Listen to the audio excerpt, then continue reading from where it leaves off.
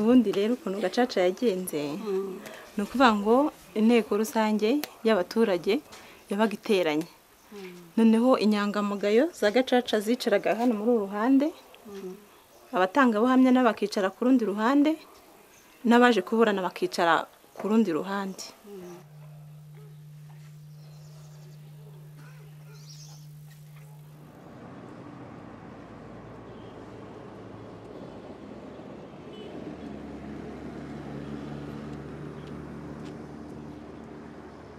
On one hand, you had the survivors of genocide crying for justice.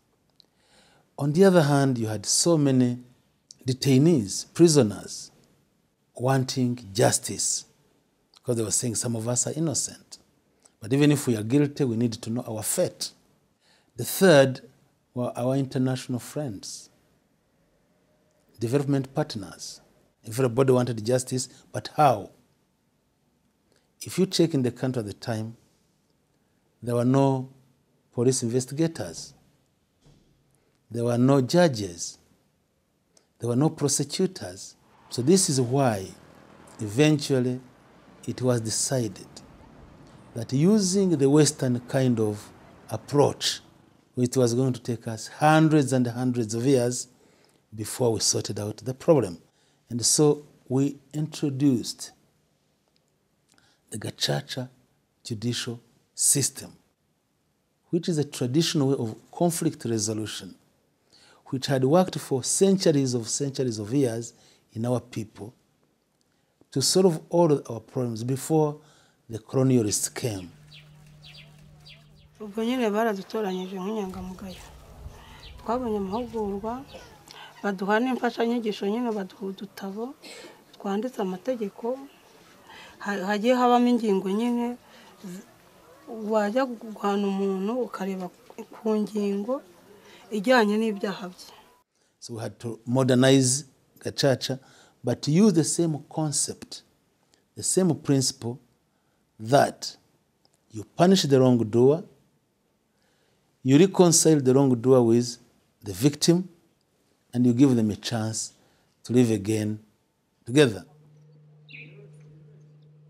Batuzanira amadosiye nyine mbega dukusanya amakuru yose tumenya abasahuye tubashyira ukwabo tumenya abishe tubashyira ukwabo amadosiye y'abishe tuyahereza abo ku murenge abo bari batuye mu rwego rw'umurenge bajya guca imanza natwe dusigara mu mudugudu duca imanza z'imitungo.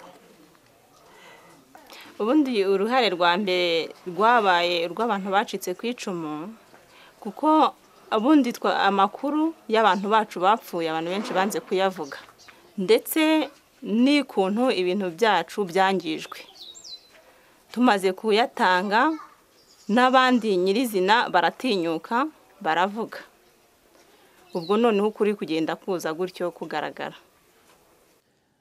I think you don't need a law degree in law to know that so and so has killed so and so. If you have seen it, you have seen it. So you have seen that, or somebody else who has seen it comes and tells you, so and so killed this one. I was there, I saw it with my eyes. Il y a eu beaucoup de critiques quand même sur ces juridictions, notamment la critique en ce qui concerne la non-assistance des personnes accusées. La justice classique occidentale se base surtout sur l'assistance ou la représentation. La justice traditionnelle Gacaca n'est pas basée sur ce principe, en ce sens qu'il n'y avait pas d'avocat prévu ni pour les victimes, ni pour les accusés. And so people who have criticized this system, they have said it does not meet international standards. But what is international standards about genocide? Is there an international standard on genocide? Il y a aussi des problèmes de témoins. Les témoins à charge et à décharge, ils avaient beaucoup. Certains avaient des menaces, et cela dépendait des milieux où les procès se déroulaient. Si c'était dans un milieu où il y avait beaucoup de Hutus. Les personnes qui témoignaient à charge étaient mal vues. Si les procès se déroulaient dans un milieu pro-Tutsi, ces personnes qui témoignaient à des charges recevaient aussi des menaces. We are proud of Gacaca because if you compare it with what other courts have done in the same period, you get impressed with the success of Gacaca. First of all, we take the ICTR, the International Criminal Tribunal for Rwanda. I think it has judged about 60 cases only in these more than 15 years. Now, if you go to Gacaca courts, they have tried about 1.95 million cases, almost 2 million. Even if you said 1,000 has gone wrong, you can find a way of correcting what has gone wrong, because each of the people have said there is a problem. You say, of course there is. Was Gacaca perfect? Of course not.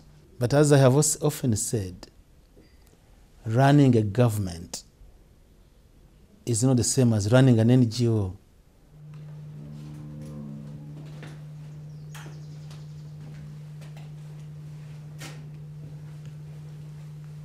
Ikintu cyiza mbona nashimira Gacaca, Gacaca yaratwegeranyije iduhuza n'abadukoreye ibyaha mu gihe umuntu yabonaga umuntu akamuhunga. Ni ukuvuga ngo ubu yaraduhuje idushyira hamwe turegerana ku buryo umuntu yatinyutse uwo yatinyaga. Anywhere you go to Rwanda now, people are living peacefully together.